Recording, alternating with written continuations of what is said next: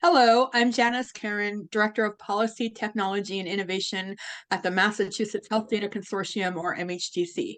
I run our Data Governance Collaborative, also known as the DGC. We start each of our weekly meetings with a series of industry quick updates to learn about new and proposed regulations, laws, standards, industry initiatives, and other activity. Join us for this week's updates. And if you'll go to the first update, it's breaking news. So the US CDI version 5 draft was released right around 5 p.m. yesterday. They do come out every January, so it was not unexpected. The comments period closes April 15th. Did not have a chance to look at it in anything approaching detail, but at a glance, some of the highlights include that there are 2 new data classes, observations and orders. However, the observations data class is very specifically limited to advanced directives and steps for clinical use. Those are the data. Those are literally, there are 2 data elements, and it's advanced directives, observation, and steps for clinical use. So, but it's a start towards having more observations that are not strictly vital signs. There's also new demographic data. The first 2 should not be surprising because they seriously considered adding them to USCDI version 4. The first one is name to use, and the second one is pronouns. I've not had a chance to look at specifically what they've chosen to support. I know in the pronouns area in particular, there are a lot of different options and a lot of different ways they could choose to support that. So that's one that we'll be looking at more closely, certainly to see what they support. The other one that they added there was interpreter needed, and that literally is in the demographics area, as opposed to, I thought that was an interesting choice because there are other places where they include where it might have fit in, where they already talk about disability related. I'm sorry, I spaced out there. That's not disability related.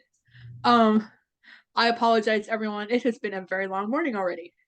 Anyway, the point is that they also added interpreter needed, and there are several other new data elements that were added that we'll look at in more detail later. You can find a link there.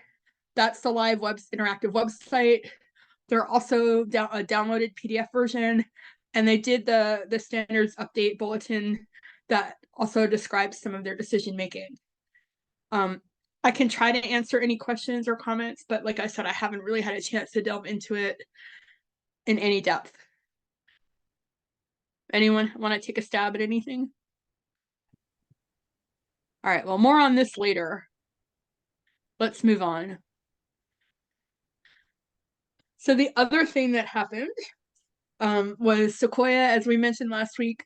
Sequoia had promised that a draft version of the Common Agreement version 2 and some standard operating procedures would be released last week for comment.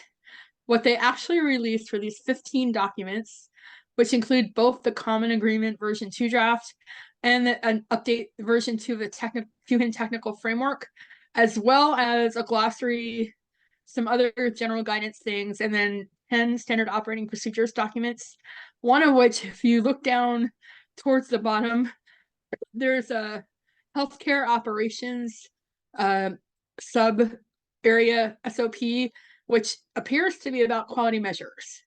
So that one in particular we'll be looking at. And the last one, we'll take a look at all of them, but that one in particular is pertinent to this group. Delegation of authority is also interesting. That's a new concept in version 2 that we've talked about a bit. So we'll be looking at all of them and probably discussing quite a few of these in more detail. And then the last one that really stands out is the directory services requirement at the bottom. Again, without having looked at it yet, I assume that is basically related to supporting endpoint directories.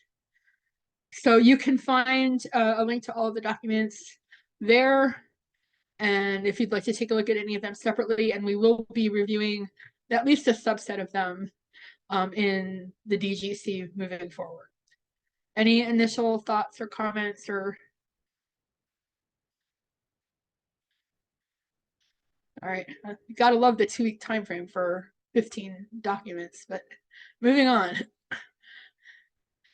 Also for February 5th, the comment period for the IDR, No Surprises Act, Independent Dispute Resolution proposed rule that was put out in December was reopened as promised.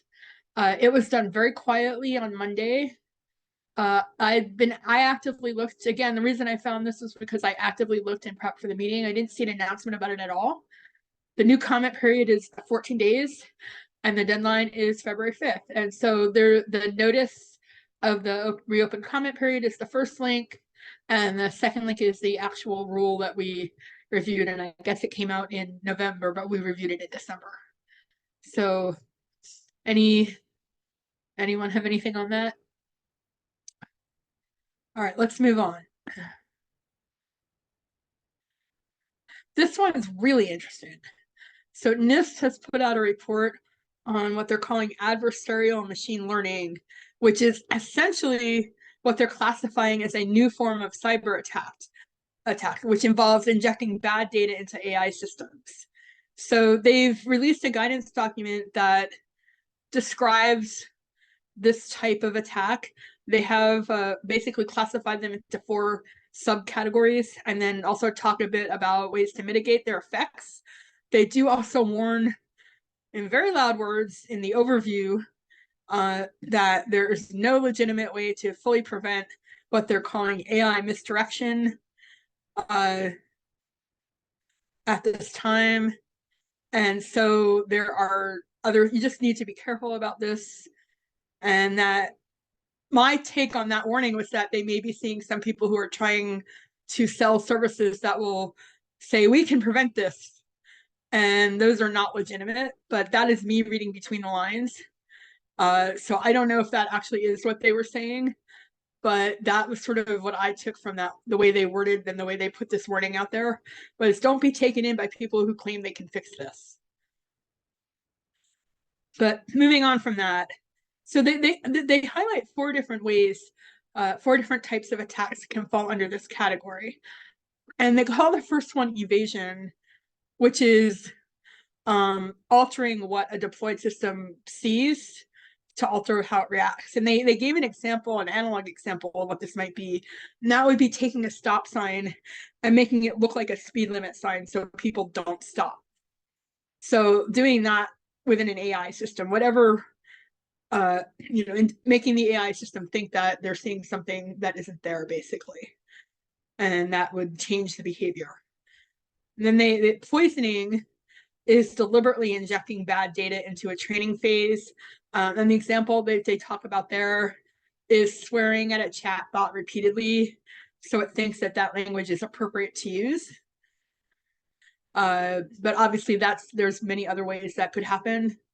And they also talk about privacy. This is a more traditional sort of attack where they're attempting to learn sensitive information about the training data. And then the last one is abuse, which is a little bit different than poisoning because it's a similar concept, but it's basically deliberately giving an AI incorrect information from a supposedly trusted source.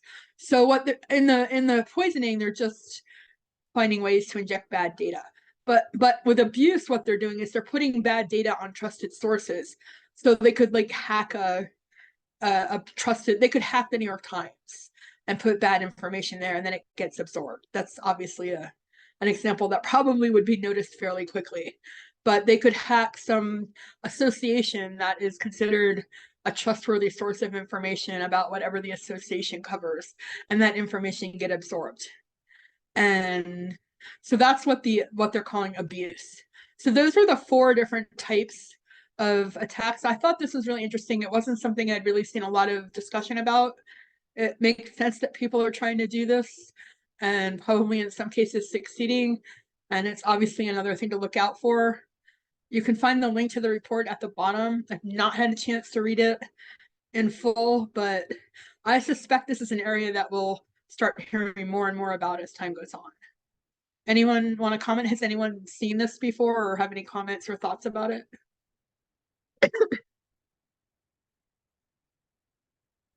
All right, then let's go ahead and move on. So our last update, this is just very briefly, the FTC has joined a global group that allows multilateral law enforcement cooperation around privacy and security enforcement. So this basically means that they don't have to go to each country where there might be some bad action around data privacy and do some type of specific agreement with that country, but that all of the countries that have signed this agreement have agreed to help each other maintain data privacy and security. So not really a ton of detail. There isn't a lot more detail in the press release, but you can find a link to it there if you'd like to go look. Anything, any comments, questions, thoughts there? All right, if you'll go to the next page and pause. I hope you learned a lot from our quick updates. If you're interested in finding out more about the DGC and its other activities, email me at dgc@myhealthdata.org. That email address is also on your screen.